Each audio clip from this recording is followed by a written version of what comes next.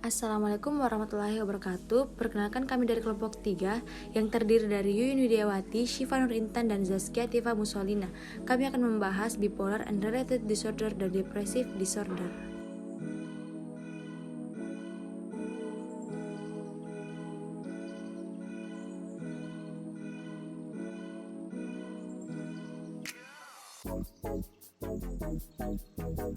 Yang pertama, pengertian bipolar. Bipolar merupakan gangguan psikologis yang ditandai dengan kecenderungan mengalami episode manik, kemudian berganti dengan depresi mayor. Dua gejala ini akan terus naik turun tanpa henti seperti roller coaster.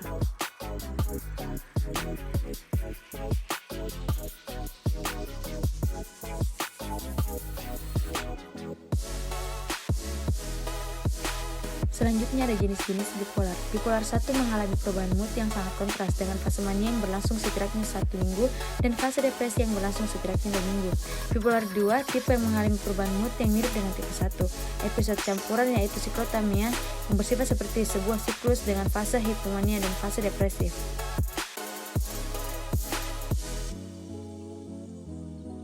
Selanjutnya, gejala bipolar. Dari episode mania diantaranya abnormalitas suasana hati seperti euforia, peningkatan energi, peningkatan harga diri, penurunan kebutuhan tidur, lebih banyak berbicara dibanding biasanya, agitasi psikomotor, memiliki penilaian yang buruk dan mengambil keputusan secara impulsif.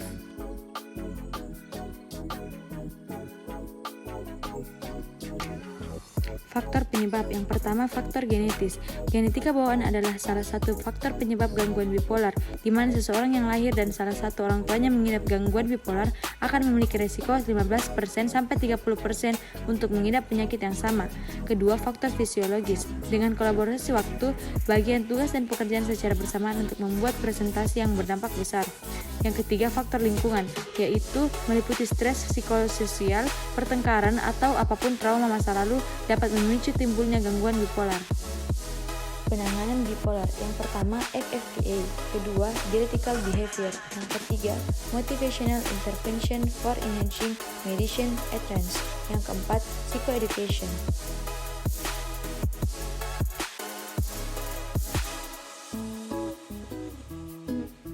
Depressive disorder. Dalam DSM-5 ada beberapa jenis depressive disorder atau gangguan depresi, dan gangguan tersebut berbeda satu sama lain dalam frekuensi dan tingkat keparahan gejala depresi yang terjadi dan perjalanan gejala. Yang pertama, gangguan depresi mayor, yang kedua gangguan mood, dan ketiga gangguan disforik.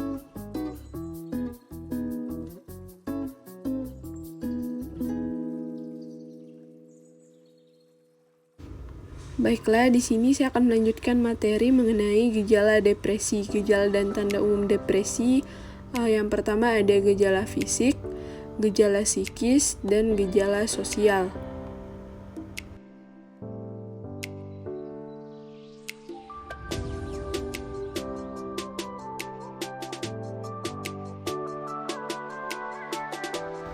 Adapun faktor penyebab dari depressive disorder, yang pertama ada faktor biologis, kedua ada faktor psikologis atau kepribadian, yang ketiga ada faktor sosial.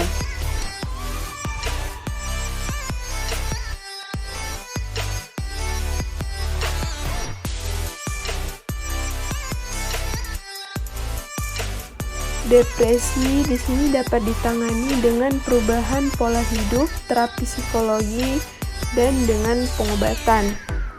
Yang pertama ada perubahan pola hidup, kedua ada terapi psikologi. Hal ini bisa dilakukan dengan berkonsultasi pada dokter kejiwaan atau psikiater.